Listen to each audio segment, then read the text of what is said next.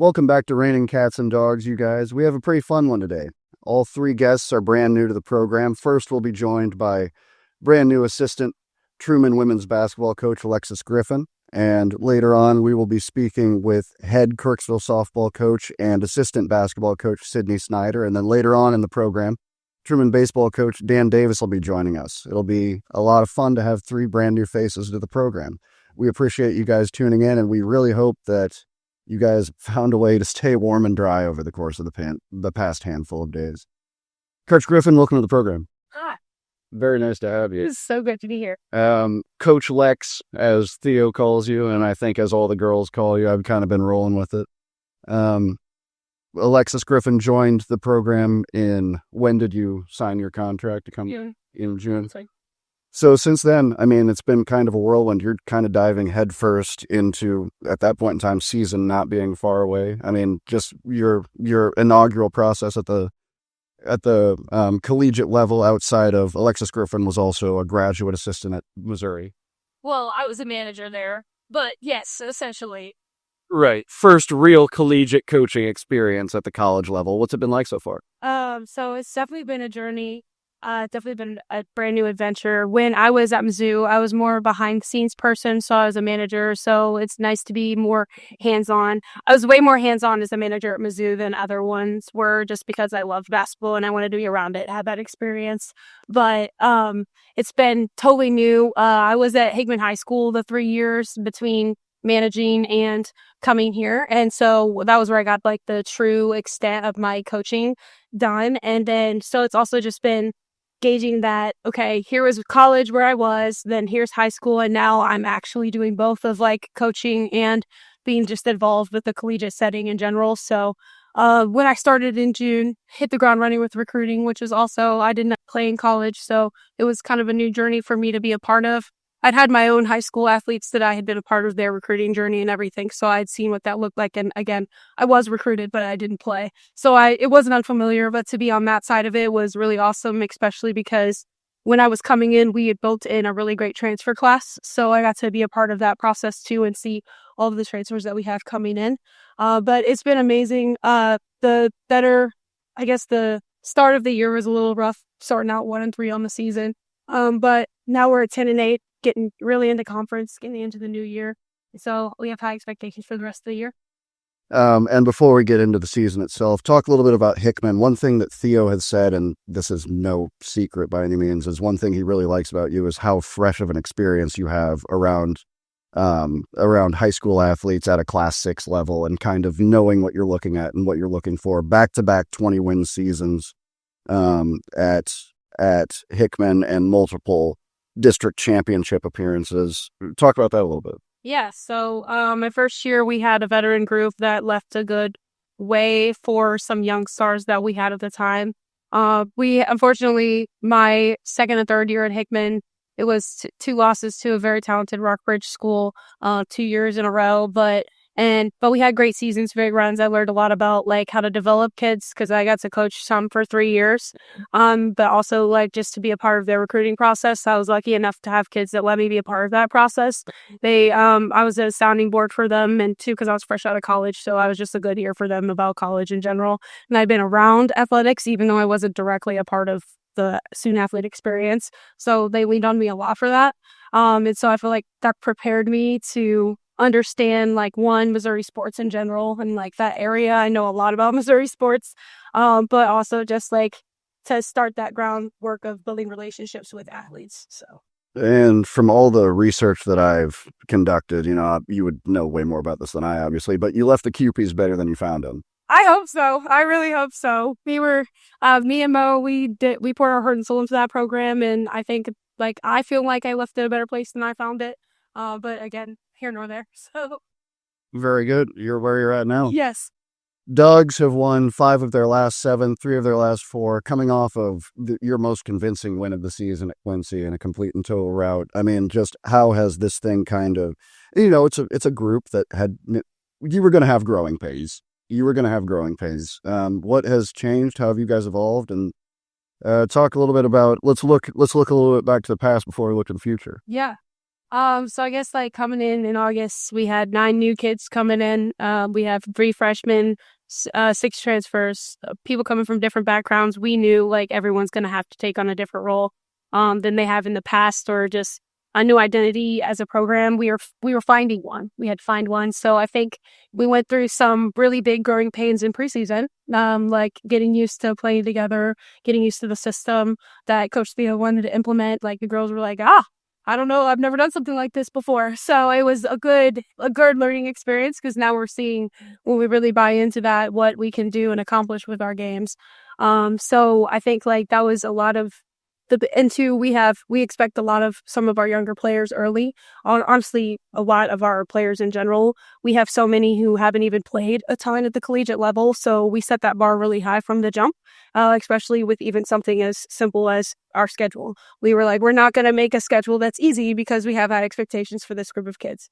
So I think that set the tone for the season and the high expectation. I think now we're finding that role. Everyone's finding their role and how they can fluctuate, I guess, or accomplish a lot in their role. So I shouldn't say motivate, flourish in their role. But yeah, so I think that's what we're seeing now, is with minimal conference losses, and also with these last couple games, especially the product that we're putting on the floor, playing together as a team. So What do you think about, like, looking back on it now, scheduling those early season games, like the GLIAC and the GMAC things, like where you guys are playing schools like Cedarville, like you're intentionally challenging yourselves? How do you turn around and not get discouraged by like the Cedarville loss, for example? Like, how do you turn around and not get discouraged by that, knowing that you scheduled these games so early on with the intention of being prepared for GLBC play? Absolutely. I think those are the games that we say to ourselves that we lost back in the fall. We look back at them now. We play those now. We're a different team,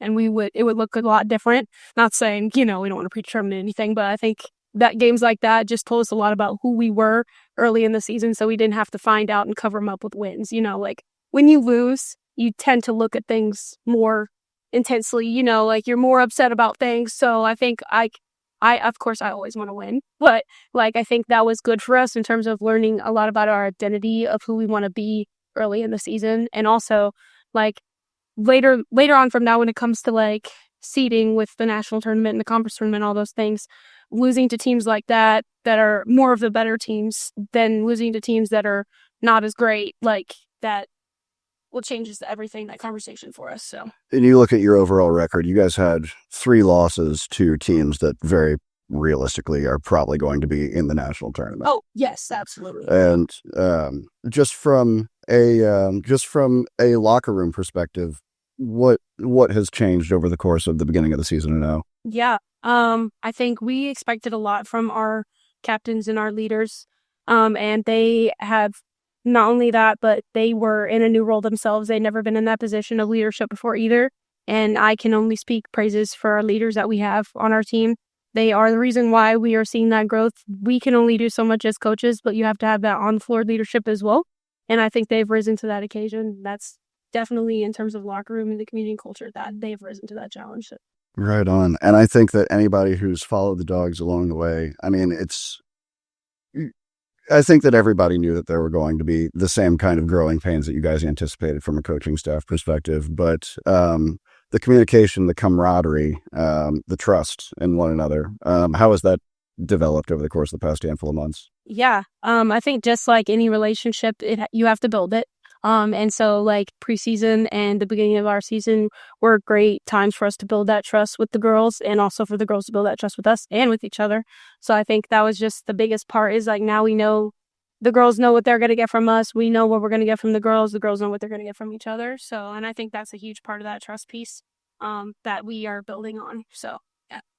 To the viewership, when you guys see this on Wednesday, we have Jewel at home on Thursday and then Rockhurst at home on Saturday, 2 schools that the Dogs always want to beat, in-state rivals. Look ahead a little bit to those 2 games specifically, and then just kind of moving forward, what your anticipation is. I shouldn't say anticipation, what your expectations are at this point in the year. Well, first of all, those 2 games are also a little more sweet for me because I'm from Kansas City. So definitely got to make sure we take care of business because got to take care of schools that are from home. Well, the good news is we'll touch on Rockhurst first. We had a very, I shouldn't say satisfying victory, but it was like the first step in the right direction for us when our season started turning for the better.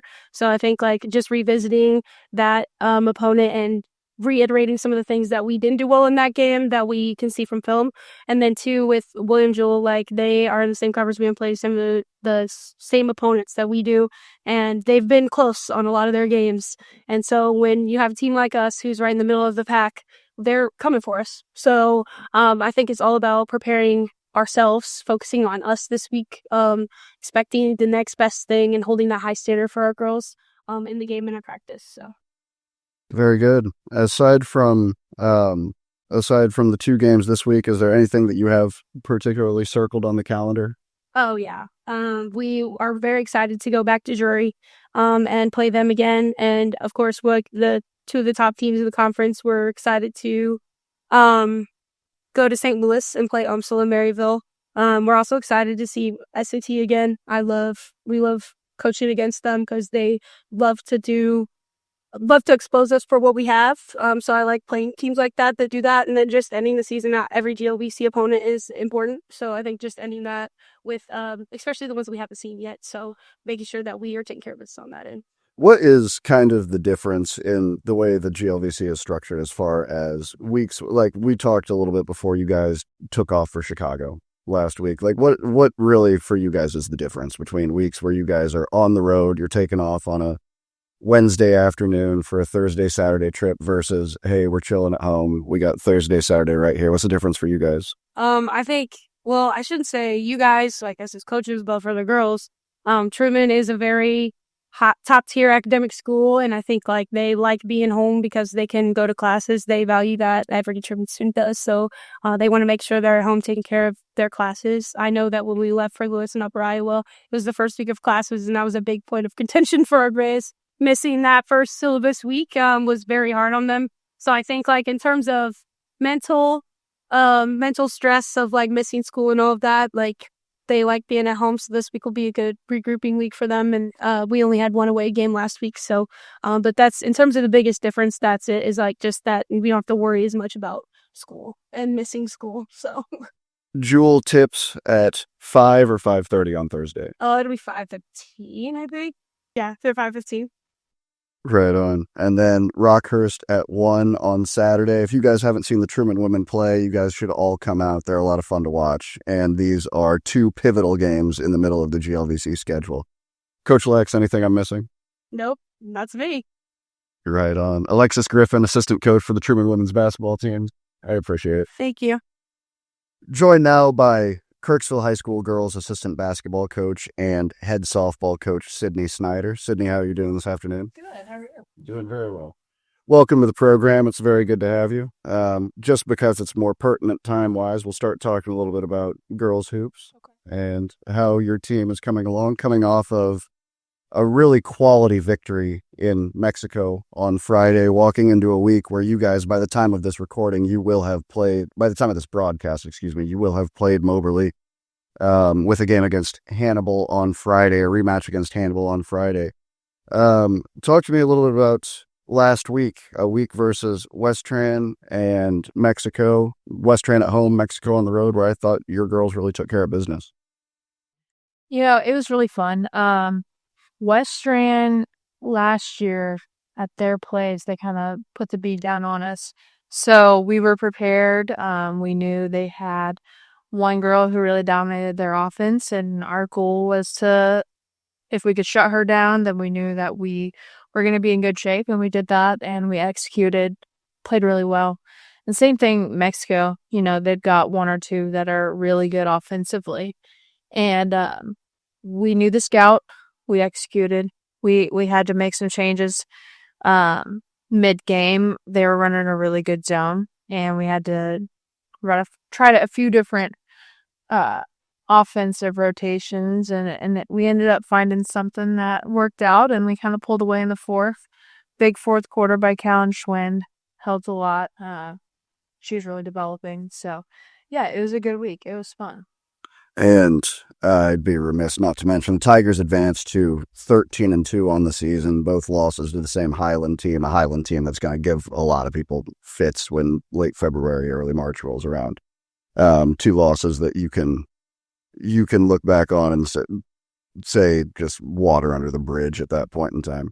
Look ahead to this week for a second. Look ahead to Moberly and this Hannibal game Friday. What you guys need to do to control the NCMC before we go back and talk about some other stuff. I think, we just need to show up, do our thing. If we do that, then everything will fall into place, and we believe that. We know who we are. We're athletic, fast. We have a lot of grit. I think if we show up, we get the job done. I think we handle business. If, we know the scouts, we execute. I think it's for sure doable, but, you got to show up and get it done. Talk about your group. This is a team that's here. And like we were talking about a little bit ago, probably ahead of schedule, probably better now than you thought that they would be for just how youthful they are. Just talk about your girls a little bit. They're fun. Whenever I moved back to Kirksville and I was approached with coaching basketball, I was kind of hesitant because I only played basketball 1 year in high school, and I thought,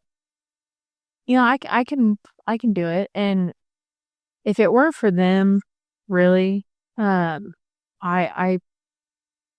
don't know. They are just so much fun to be around. They make it enjoyable. Before these 2 years of coaching basketball, I was not a huge basketball fan. I know the sport. I played it growing up, but it never was really my favorite sport. It was always softball. And they've really, because of them, brought back this love for the game. And it's a very dense game with a lot of things going on. There's a lot of moving parts. And if you don't like it every day, then it'll wear you down. And I genuinely look forward to practice. I look forward to the away games. I was just talking to my mom yesterday. She was like, I don't know how you go to school and then you go to games, and I look forward to it. And it's really because of them, because they're such a fun group to be around. They're hysterical. They get along really well, but they also know how to turn it on and become this athlete on the floor and play together so well. And it's kind of the same thing for softball because I share so many of them. A lot of them also play softball, and that's just an extra bonus that I get to hang out with them for 12 months when it comes down to it. So it's a lot of fun. I love that. On kind of speaking to your point about finding your love of basketball again, you're in a unique spot because coaching with Ellie Weltha, who is obviously a softball and basketball type of person. What's spending time with her like in your assistant coaching duties? We became friends the summer before we both started our first years at Kirksville, and we just kind of hit it off. And we're pretty tight. We're pretty close. We hang out a lot outside of basketball. We talk sports. We talk softball. I pick her brain about softball. She picks my brain about coaching in general and just like learning because, she's so good at it, and it's only her second year doing it ever. So she's really just taken on her role, and she's done such a good job. And she's a great friend. She's a great coach, great teacher, and, couldn't ask for a better person to do it all with. So it's been fun. You guys in conjunction kind of, when we're closing in on tip off and all those kind of things into the game, what are really your duties outside of your obvious duties running a practice? What does head coach Nick Tata kind of have you guys do, and what is your role in that regard?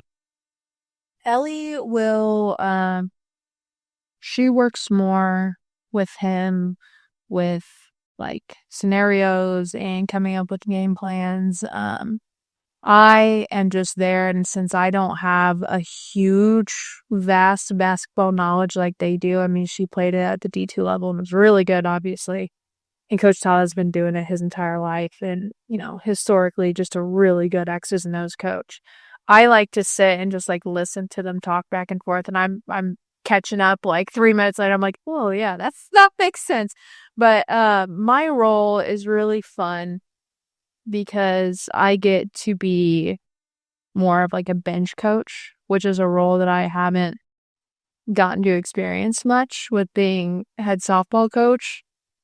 I get to just enjoy it. And it's not that softball is not enjoyable because it's my love, it's my passion. But for basketball, it's just a whole different experience where I could just, be myself and really, hang out with the girls and just be Coach Tada's right-hand man when it comes to managerial tasks that he's done or stats or, picking girls up or whatever it is. It's just a really fun role. So I like the tasks that he's given me, and hopefully we can keep it on for years to come. I don't have any doubt in my mind about that. The Tigers roll out one of the youngest teams in the state to even be above 500, much less 13-2. And I think that's wildly impressive. I will say to your point about your duties as an assistant, it's way easier to go get a picture of the book after the game from you than it is to get the official one. So I appreciate that greatly. Let's move on to softball. Let's talk about some softball a little bit. The first thing that I want to highlight, since you were in complete and total off-season mode, and you talk about a lot of the girls that play basketball are also some of your softball athletes. Talk about all of your signees so far this year. A corner infielder, a catcher, and a pitcher, and it's gonna hurt to lose those girls a little bit. Highlight that group. Man, they are just a very hardworking group. Paisley Clark, whenever I took over last year, I knew that her senior year we were going to really rely on her, and we were going to rely on her more than just for pitching. And she stepped into that role with pure grace, and she did it like it was second nature.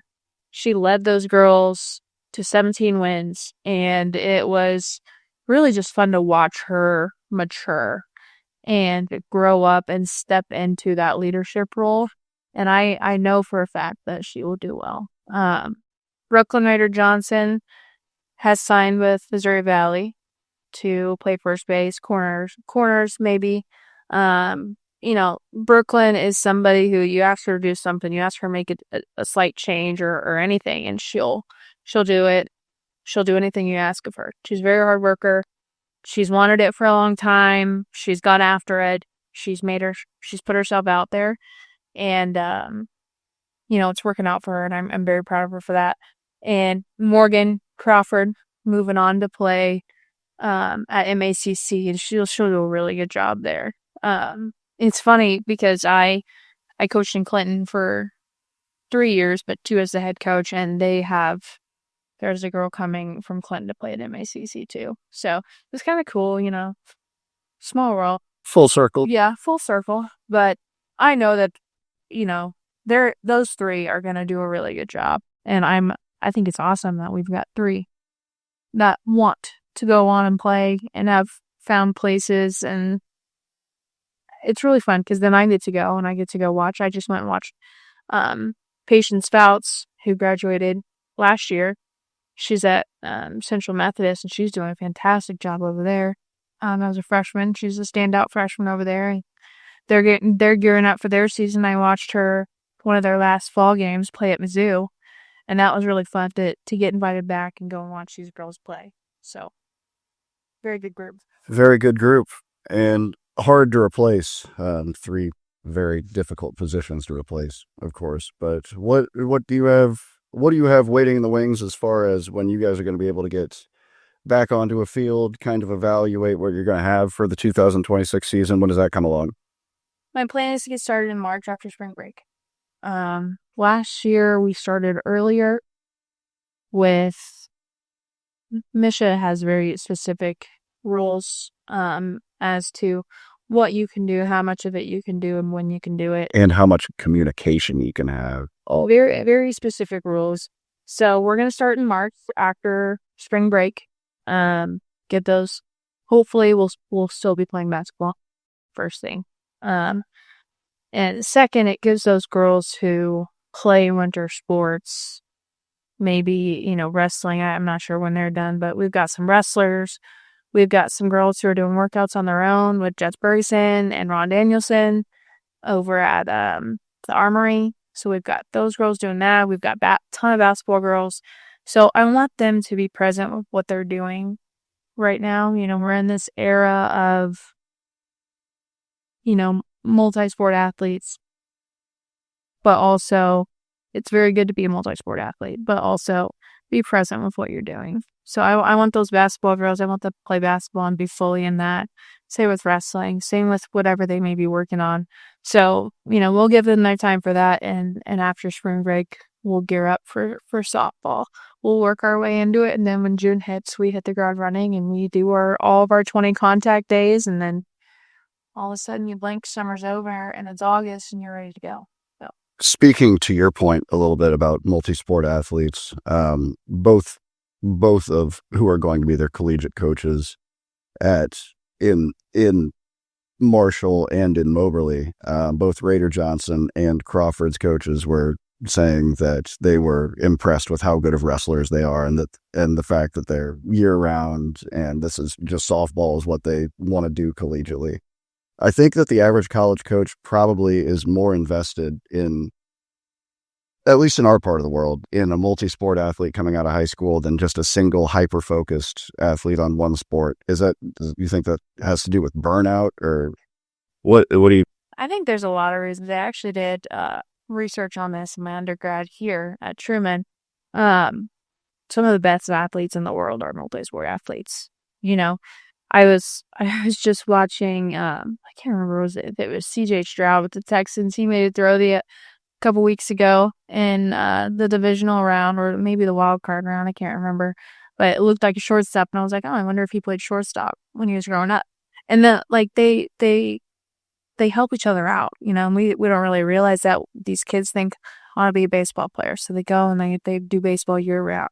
Well, they're overusing their muscles, they're getting burned out, and you need to use other muscles throughout the year. You need to use other joints, and if you don't, then you're looking at, injuries, you're looking at burnout, you're looking at all, the list goes on and on. So no doubt about it in my mind that, the best athletes out there are multi-sport athletes. I think, I'm curious your opinion about this. I think that just seeing somebody who just wants to, it doesn't matter what it is, just wants to compete, even if it's not necessarily their number one, goes a long way. Yeah, I think it just, it's okay to not be the very best football player, but play football. And that goes for anything. It's good, actually, to not, if you're, let's say your best sport's basketball, well, it's also really good for you to go run track and to go play football and do those other things, but also know that maybe your best sport is basketball. That doesn't mean you should just play basketball, in my opinion. What are some of your anticipations that you've said to your returners who don't participate in winter sports? What are your expectations for them? What should they be doing during the interim months if they do participate in a spring sport or don't? I mean, the girls who are going to come back next fall, what would you like to see out of them? Well, the expectation is that you're moving your body, you're taking care of yourself, you're eating well, you're it doesn't mean you just go to the gym. It means you've got structured plans. Maybe you're doing lessons with Alexis Riley. Shout out Alexis Riley. Go take lessons. Or you're at the Armory with Jess and Ron, and you're getting work in there where it's specifically made for you and your sport. So those are the expectations, and they know that they're doing what they need to be doing. I have no doubt in my mind there, because they know our goals and they have the same goals for themselves individually and as a team. So one last thing for you, Sid, before I let you go. You guys, disappointing loss in the opening round in districts in the Class 3 District 4 opening round against Mexico. The third time you'd seen them, you guys split the season series, and then game 3 just didn't go your way. But coming into that game, you guys finished 12-1. With that late season push, what goes into that, and what are some things that you as a young coach are going to take from that run? I think just not letting the moment get to you in that district game. We knew that it was a 50-50 shot. We were about the same team. And just, putting myself in there as well, not letting the moment get to you. You just, it's anticipation, it's excitement, it's nerves, anger, all these big feelings that you have in a game like that. Just being able to remember who you are and just worry about what's in your control and go and just make plays and do your very best. I think, it starts with me at the very top. They're looking to me for that. So modeling that, I think is the number one thing that me as a younger coach can just remember in those moments, is to just understand that, being upset or overly excited or anxious or whatever is not going to do anything for you other than hinder your performance. And I think back on it, it's been a while now, but I just think there is a line where you cross where you could be overly excited or over, Fernando Mendoza just talked about it when he was being interviewed, I think, where he talked about the day of the national championship and all the things that he does. Like, he takes a nap and he does, all these things that these players do, and they're at the highest level. So just try to put it into perspective from high school softball first round of districts to the national championship. It's, in my mind, it's they're very similar things where you just got to calm yourself down, do your thing, and let the rest fall into place. I appreciate it, Sydney. Anything else? Anything I'm forgetting? I don't think so. Kirksville head softball coach and assistant girls basketball coach, Sydney Snyder. Thanks for joining us, Sid. We appreciate it. Thank you. Joined now by Truman head baseball coach Dan Davis, entering his 20th season. It will now be at Truman State University. Dan, good to have you on the program. Yeah. Thanks for having me. Appreciate it. Absolutely. Thanks for joining us. The first thing that I want to hit on with you before we look ahead to February 13th through 15th, when you guys go to Tahlequah to face Northeastern State for 4 games over the course of a handful of days. Just looking at your program in general, coming off of back-to-back 12-win seasons, but now all of a sudden here you are with 14 juniors, and these guys are growing up and now expected to fill a lot of roles that you are very much looking forward to. Talk a little bit about just this group of guys maturing through these ranks. Yeah, it's been quite a few years before, since we've had a group grow up together. I mean, really, the last one was 2015. So it's really exciting to see these guys stick with the program and mature and develop, and hopefully we'll see some payoff with those guys as well. It's really funny because that 2015 team, they started off as freshmen, and I bring that up. Obviously, it's the best year we've had, but not comparing the two, but it is sort of interesting because we had, I think, 12 seniors that year in 2015. Those guys came in as freshmen together, and they won 12 games their first year. And I think they won a couple more their second year, maybe 14 or so, and they just kept getting better and better and better, and culminated 4 years later into a World Series berth. So this group is sort of showing that same sort of growth and development, and really excited to see what they're capable of. It's a day and age where the portal is really hurting you. We're losing guys, once a couple of guys a year to the portal that come in and develop, and they see greener pastures. But this group has really dedicated themselves to this program, and I'm really proud of that. It is. And you mentioned the portal. That's something that I was going to get to too. It's interesting to see any group that size manage to stick together. From a development perspective, as you look at this group, a group that you're very excited about, you already mentioned a lot of similarities between that College World Series team in 2015 and this group. Not saying necessarily you're going to be one of the final 8, but there's similarities there.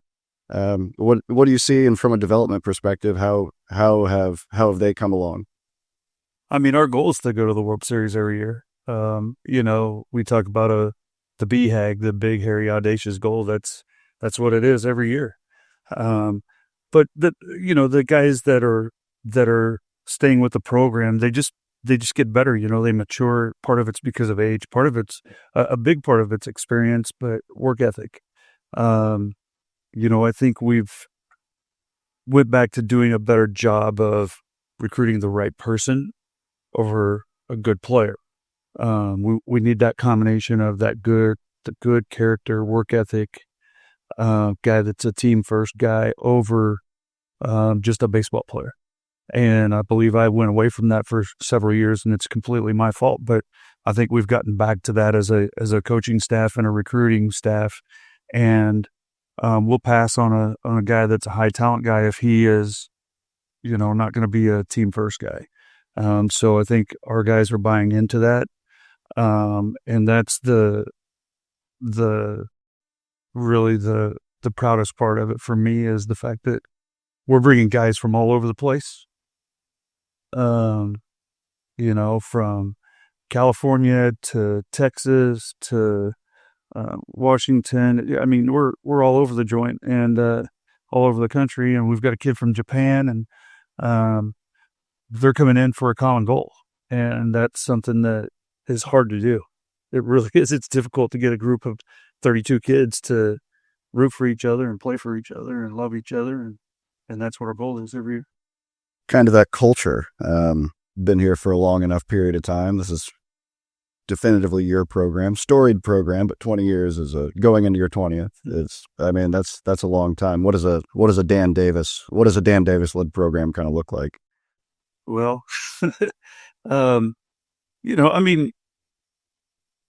typically for me, I've always been a pitching guy. I mean, I'm pitching heavy, so we're always gonna try to have the best arms we can.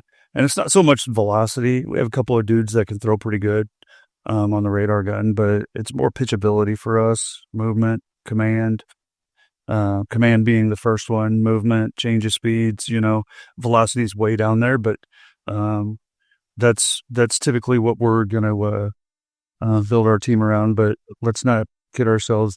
The college game is offensive. I think one of the lowest ERAs last year in the league was like just under a 5. A 5 ERA is the new 3 ERA. It is because the game's so offensive. So, offensively, we're going to build the program on pitching and defense. I think we'll have a better defense than we did last year. I think we got close to breaking the school record for team defense last year, but I think we'll be even better this year. But I also think we have got a good combination of some speed that can create some havoc and some chaos on the bases, and I think we'll have a few guys that can drive the ball apart.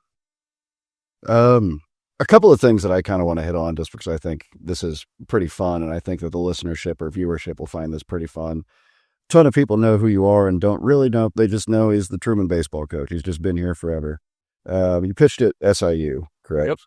And then spent time as the pitching coach at Northern Iowa.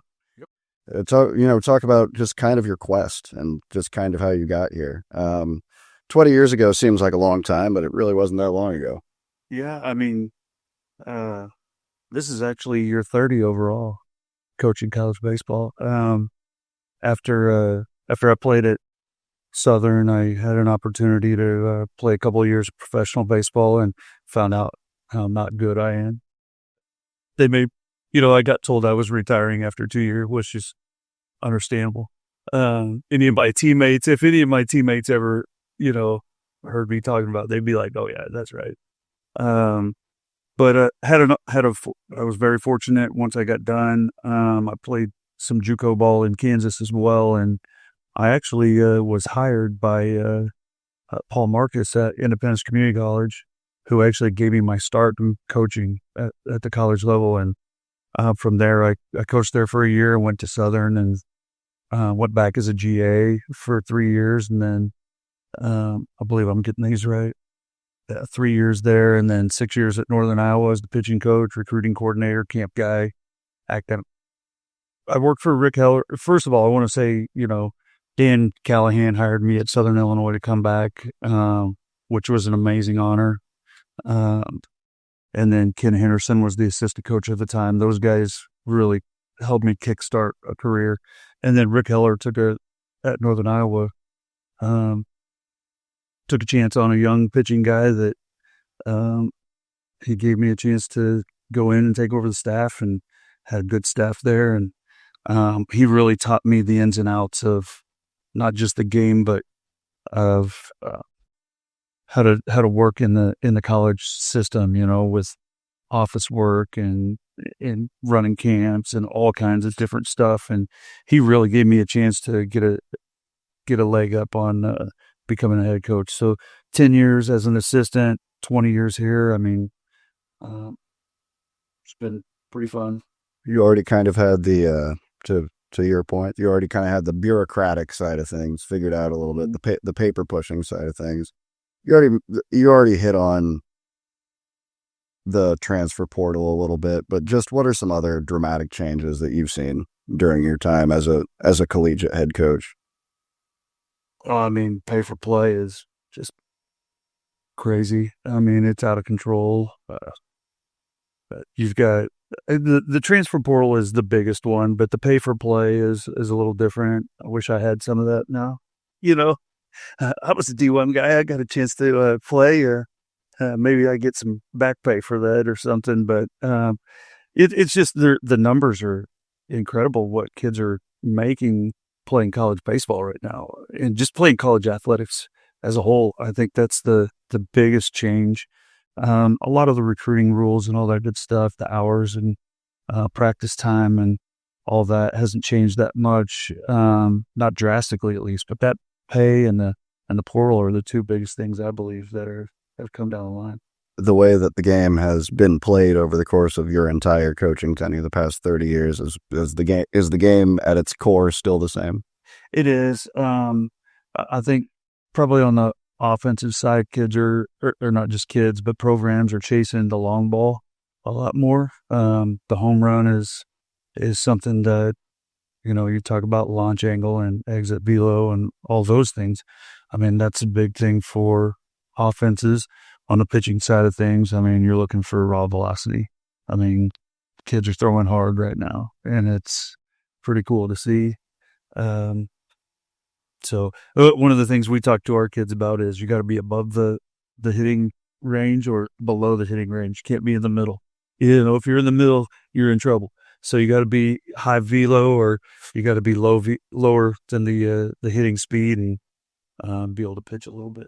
Highlight some of your athletes for me. Not necessarily just pitchers as well, but some other guys you're excited for. Yeah, I mean, we've got some good returners. Oliver Degenhart came in as a freshman. He's a junior this year. He started at shortstop every game that he's been healthy. Colin Meath has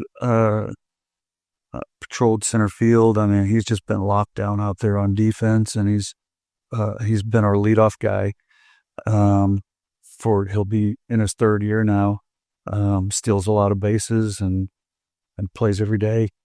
Tyler Tiemann at first base he's a 4-year starter. He's not your typical first baseman, prototypical. He's not super tall, but I'll put him up with anybody playing first base. He's athletic as heck, and he was actually a goalie for his high school soccer team and had some opportunities to go play college soccer. His glove work is tremendous, and his footwork at first base is unbelievable. And I think a lot of that's a lost art now. You just put a big old dude over there that you hope he can catch the ball and hit some home runs, but this kid can play some serious defense. It's fun to watch him. And we got some young guys. Nick Stoyer's a true freshman this year. He's going to get a lot of playing time. Of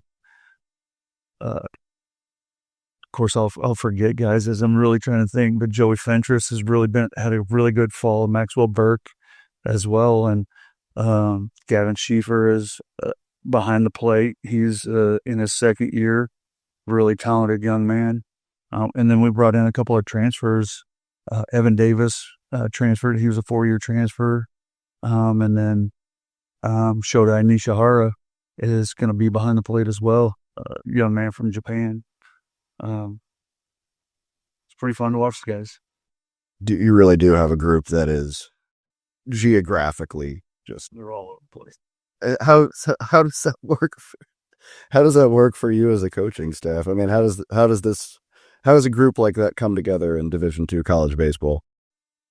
I mean, we do a lot of research on our guys. I'm no longer going to allow guys that aren't going to buy in the program. If maybe there's somewhere else that those guys need to go, but not here anymore.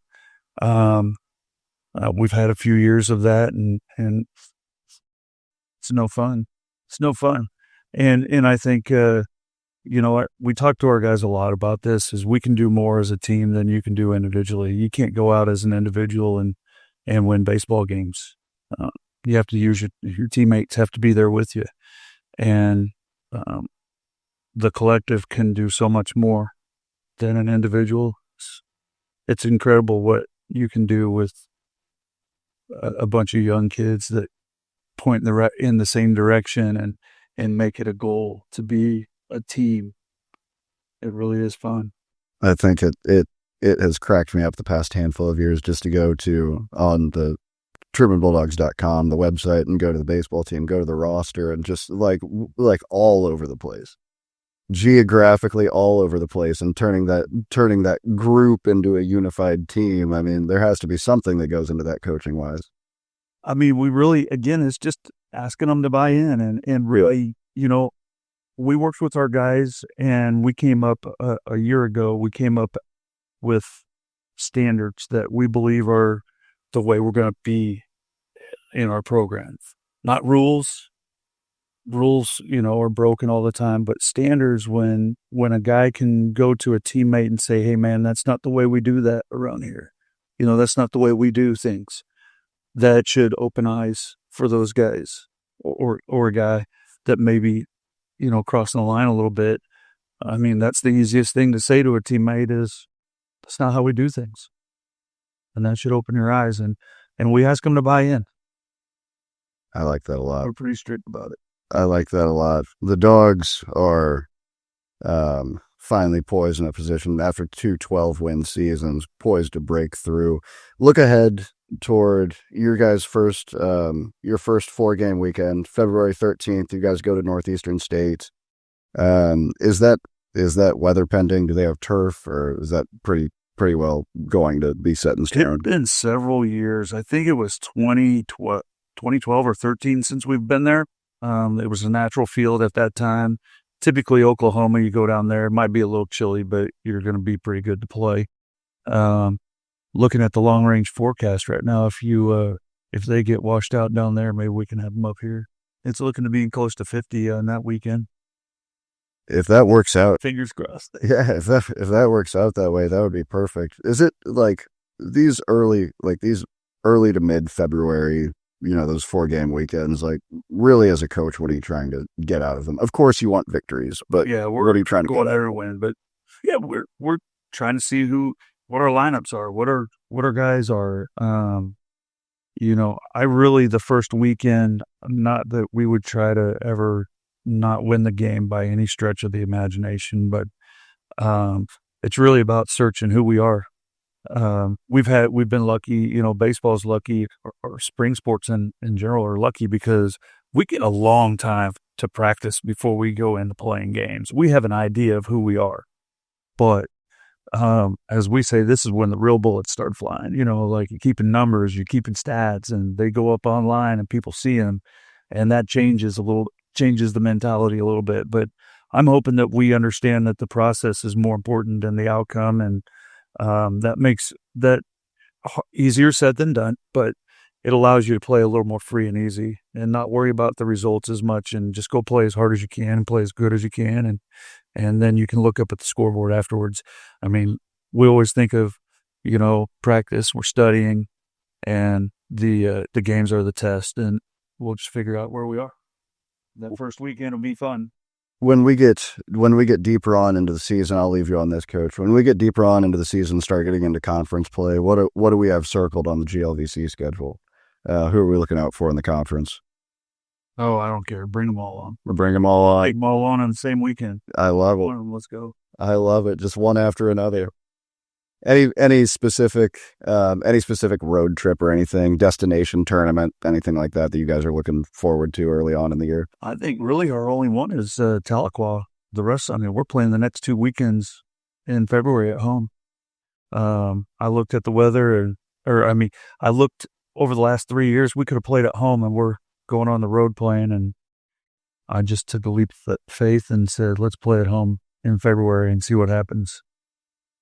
Right on, Coach Davis. Anything I'm forgetting? I don't think so. Anything else you want to highlight? Well, if it works out that way, if it works out as scheduled, Northeastern State in Tahlequah, Oklahoma, the Dogs will open on February 13th, play 1 game on that Friday, 2 on Saturday, and then 1 on that Sunday. And if it ends up getting snowed out, Dan Davis says that he is fully willing to host. So we'll see where that one takes us. Coach Davis, I appreciate it, sir. Appreciate it. Appreciate it. Thank you guys very much. It has been raining cats and dogs. Hope that everybody has stayed warm and has stayed dry. I've been your host, Henry Jansen, sports writer for the Kirksville Daily Express. Again, we always appreciate you guys tuning in. We could not do this without your support and without your viewership. We appreciate it greatly. You guys have a great night.